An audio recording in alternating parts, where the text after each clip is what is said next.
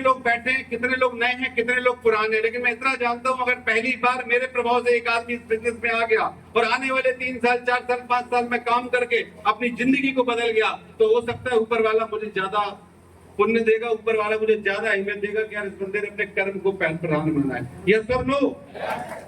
तो इसीलिए मैं आज आप लोगों के सामने हाजिर हूं। और पहला सेमिनार तालबेट में भाइयों, बेसिकली हम लोग ललितपुर में करते हैं, बीना में करते हैं, दमोह में करते हैं, सागर में करते हैं, कानपुर में करते हैं, बांदा में करते हैं, बरेली में करते हैं। स्पेशली मेरी टीम का बता रहा हूं मैं। कंपनी तो ऑल ओवर इंडिया में छाई हुई है, आज दमदार तरीके से परफॉर्मेंस हो रहा है हमारी कंपनी का, लेकिन मेरी टीम का मैं बता रहा हूँ हर बार करते हैं, लेकिन तालबेट में मैं अभी तक नहीं आया। ये पहला मौका है कि मैं तालबेट में आया हूँ। सो आप सभी साथियों का बहुत बहुत धन्यवाद।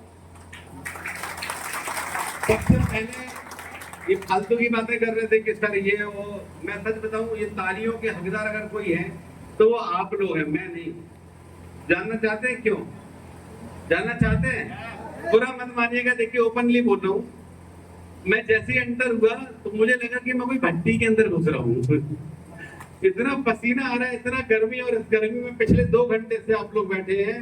मैं सच बता रहा हूँ, अब तक की सबसे जोरदार ताली आप लोगों के लिए बजनी रियल, क्योंकि इतनी गर्मी में भी आप लोग यहाँ बैठे हैं। यहाँ संडे का दिन है, बहुत सारे लोगों को काम रहता है, बिजी शेड्यूल रहता है, और आप यहाँ बैठे हैं तो एक बात पक्की है कि कुछ ना कुछ सोच रहे होंगे कि शायद देखते हैं क्या होता है, पूरा प्रोग्राम होके जाने के बाद देखेंगे। यस और नो?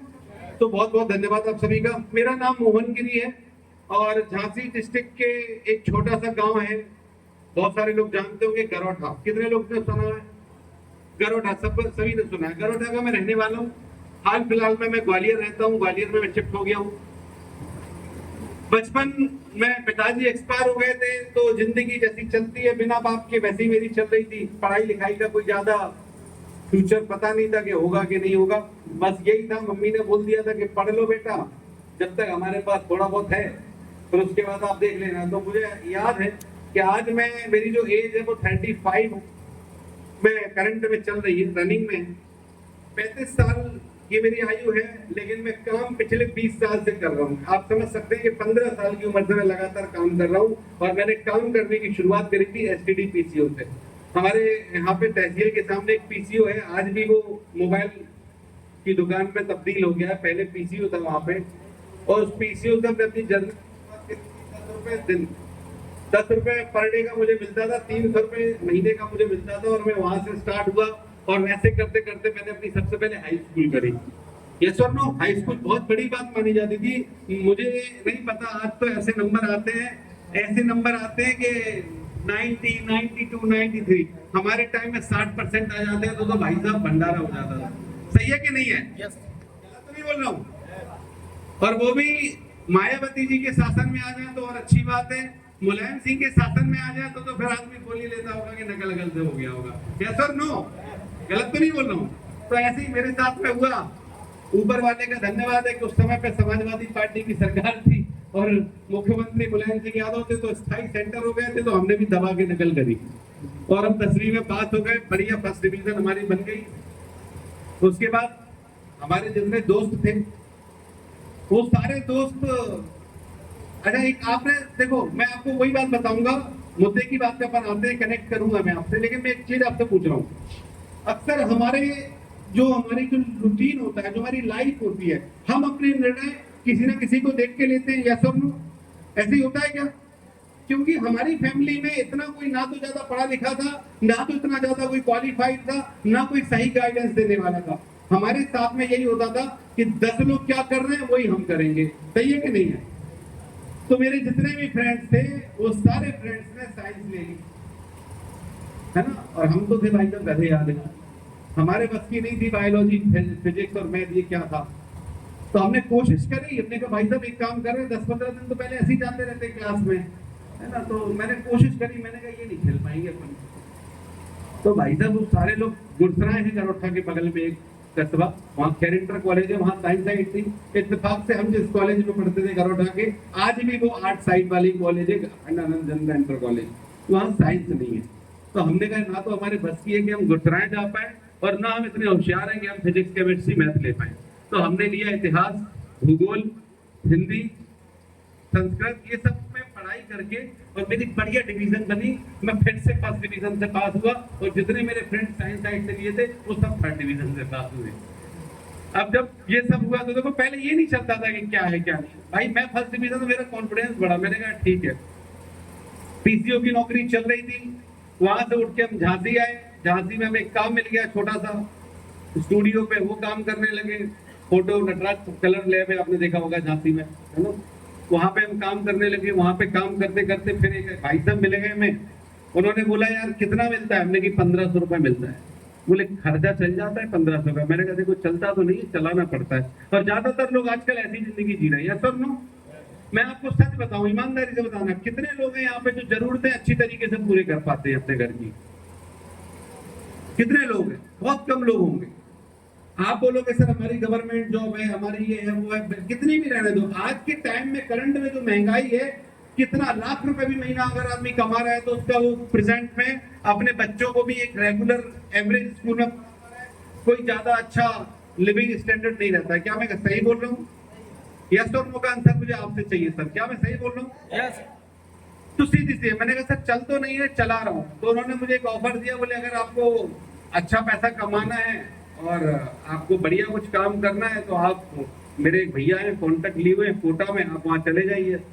और मैंने कहा ठीक है, आप तो जहाँ भेजना है वहां भेज दो, मुझे तो पैसा चाहिए भाई सर, क्योंकि मैं पैसे का बहुत भूखा था, क्योंकि मैंने गरीबी देखी थी पास से। मुझे याद है हमारे घर में 30 रुपए हफ्ते में सब्जी आने के लिए भी बड़ी मुश्किल पड़ती थी कि कहाँ से आएंगे, सब्जी कहाँ से आएगी। एक एक आलू में हम 4 लोगों की सब्जी बन जाती थी, बहुत परेशानी थी। तो पैसे को देख के मैं इतना पागल था, मैंने कहा भाड़ में जाने दो, सब हो जाएगा, पैसा कमाना है मुझे। और ये बात आप मुझे किसी ने बताई नहीं थी, ये तो आज हम आपको बता देते हैं, हम किताबों से पढ़ लेते हैं, ऑडियो वीडियो सुन लेते हैं, लेकिन ये बात मुझे लगता है ऊपर वाले ने मेरे दिमाग में पहले ही से डाल के भेजी थी कि पैसे कमाने के लिए पढ़ाई लिखाई का कोई संबंध नहीं है। क्या सही है कि नहीं है? ये सरासर बात झूठ है कि जो लोग बोलते हैं ना कि पढ़ोगे लिखोगे तो बनोगे नवाब और खेलोगे कूदोगे तो बनोगे खराब, इससे कोई लेना देना नहीं है भाई साहब। क्योंकि मैंने देखा है जितने भी कॉलेज ड्रॉप आउट लोग हैं वो आज अरबों रुपए के मालिक बने बैठे हैं, और जितने पढ़ाकू बच्चे थे वो किसी ना किसी कंपनी में नौकरी कर रहे हैं। यस और नो? यस और नो? भारत के या इंडिया के या वर्ल्ड के आप किसी भी अरबपति को उठा के देखोगे, 90% आपको उसमें ऐसे लोग मिलेंगे जो कॉलेज ड्रॉप आउट हैं, या जो अनपढ़ हैं, या हाई स्कूल हैं, या 12th फेल हैं। ऐसे ही होता है कि नहीं होता है भाई?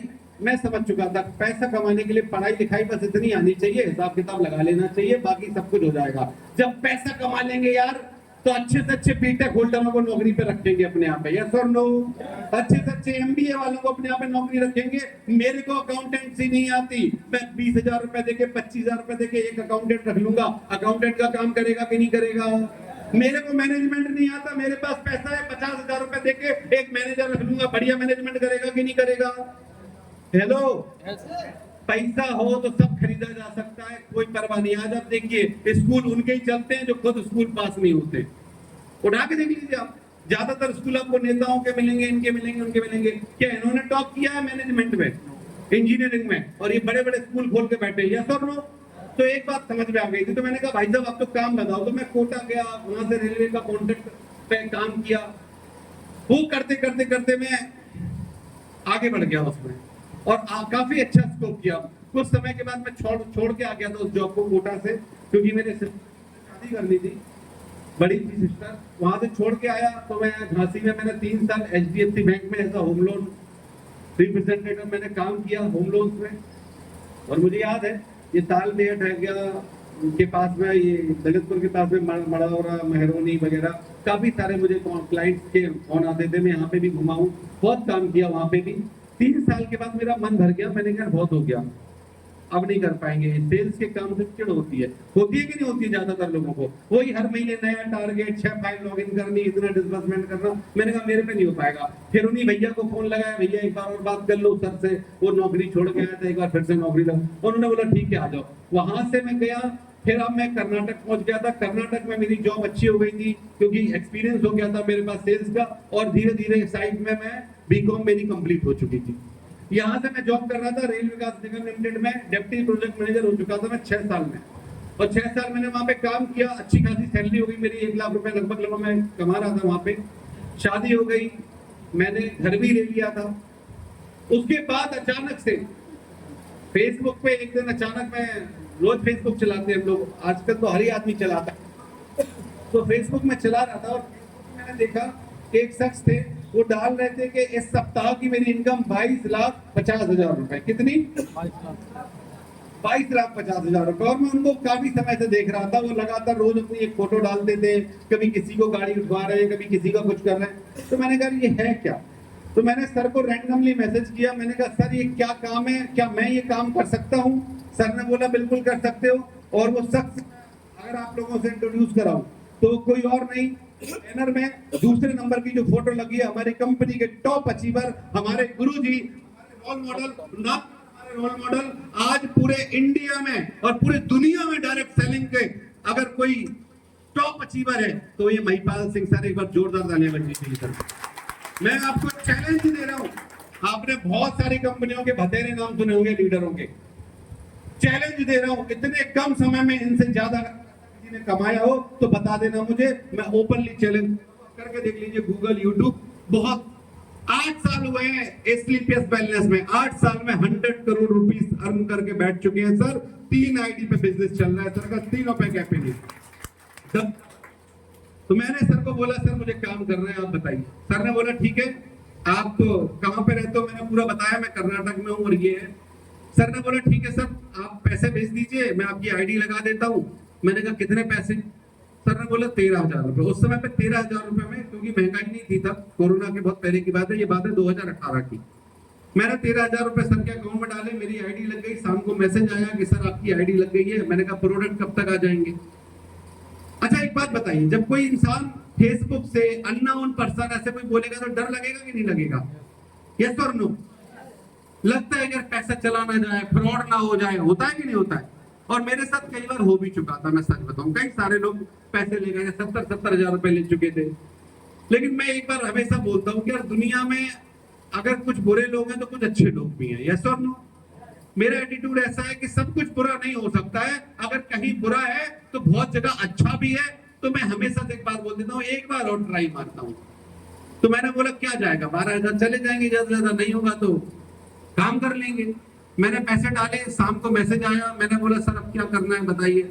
और बोला काम करेंगे सर। उन्होंने बताया, मेरे दिमाग में कुछ समझ में आया नहीं। अभी भी आपने प्लान समझा होगा, 1.5 लाख 2.5 लाख समझा होगा कि नहीं समझा होगा? समझ में आया क्या?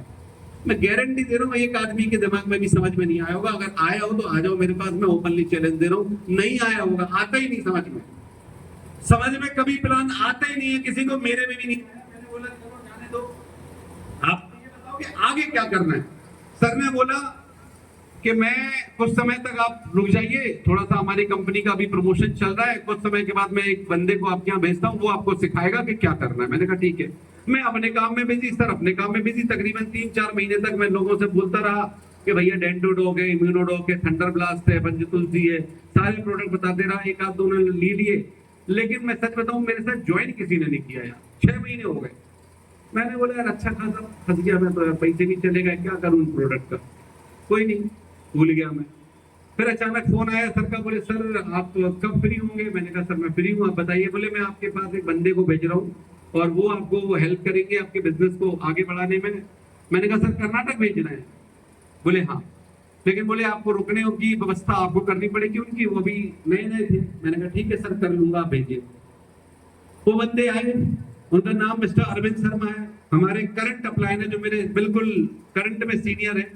सर तो टॉप अचीवर है। और सर कर्नाटक में आए, उन्होंने मेरे साथ बहुत मेहनत करी और वहां से उन्होंने 2-3 लोगों को मेरे साथ ज्वाइन कराया। तब मुझे कॉन्फिडेंस बढ़ा कि यार नहीं, बिजनेस अब बढ़ जाएगा। ऐसा होता है कि नहीं होता है? जब आप अकेले बहुत मेहनत कर रहे हो और कोई कहीं से कुछ ना हो रहा हो, फिर कोई ऐसा इंसान आ जाए जो आपको वो काम करके दिखाता है, तो आपके अंदर आत्मविश्वास ऑटोमेटिकली आ जाता है। तो मेरा आत्मविश्वास बढ़ा। मैंने कहा सर अब हो जाएगा। अब 2500 रुपए आपने मेरे का चेक बना दिया ना, मैं गारंटी दे रहा हूं सर, ये चेक आज के बाद कभी नील नहीं होगा, कभी बीक खाली नहीं जाएगा। और ऊपर वाले की दया से मैं आपको सच बताऊं, आज अपलाइन का आशीर्वाद है, पिछले 4.5 साल से एक सिंगल वीक का भी मेरा कोई हफ्ता नहीं गया जिस वीक मेरा चेक ना लगाओ। पिछले 4.5 साल से लगातार चेक बना रहा हूं मैं, 4.5 साल। बीच में आई थिंक 1.5 या 2 महीने जब वो कोविड में फैक्ट्रियां बंद हुई थी और काम बंद हो गया था हमारा, उसी में 2 महीने, क्योंकि हमारी हेल्थ सेक्टर की कंपनी थी, ज्यादा समय तक नहीं वेट करना पड़ा। 2 महीने बाद हमारी फैक्ट्री चालू हो गई थी। हम काढ़ा बना के बेच रहे थे, हम इम्यूनोडॉप बना के बेच रहे थे, हम तो लोगों को अवेयर कर रहे थे कि इम्यूनिटी बढ़ाओ, स्वस्थ रहो, कोरोना हाथ भी नहीं लगा पाए। सही है कि नहीं है? हमारी कंपनी को कोई नुकसान नहीं हुआ। इवन कोविड के बाद मेरा धंधा बहुत बड़ा, मैं सफायर तक हो चुका था। नौकरी के साथ साथ पार्ट टाइम काम कर करके मैंने इस बिजनेस से 2.5 लाख रुपए कमाया, 1.5 लाख पहले कमाया, 2.5 लाख फिर कमाया, 3,60,000 कमाया, दुबई का ट्रिप लिया, थाईलैंड का ट्रिप 2-2 बार लिया। उसके बाद मैंने स्टार्ट सफायर कोरोना काल में किया, नौकरी छोड़ के मैं आ गया। सफायर के बाद मैंने नौकरी छोड़ दी, स्टार्ट सफायर में मैं आया। मैंने कहा साला यहाँ पे महीने भर काम करते हैं, 1 लाख रुपए आता है, बॉस की डांट सुनो, 24 घंटे का काम रहता है, हमारा रेलवे का काम था। हमने कहा 1 लाख रुपए आता है, हम इसको छोड़ते हैं, देखेंगे जो होगा, स्किल है अपने अंदर, कर लेंगे काम। मैंने कभी रिस्क लेने से मैं कतराया नहीं, मैं छोड़ के आ गया। और ऊपर वाले का कहते ना, वो देखिए, जैसे मैंने जॉब छोड़ी, जॉब छोड़ के मैं आया, मैं पहले भी बता चुका हूँ, जॉब छोड़ के जैसे ही मैं आया 1 लाख रुपए बढ़िया आ रहे थे आराम से, और यहाँ पे आए थे, मेरा सफायर का 3,60,000 रुपए का चेक आया था। तो मैंने 3,60,000 जमा करके गाड़ी फाइनेंस करा ली, गाड़ी ले ली। अब घर पहले ही लेके रखा था मैंने ग्वालियर के अंदर 70 लाख रुपए का, 25,000 रुपए किस्त उसकी जा रही थी और 21,000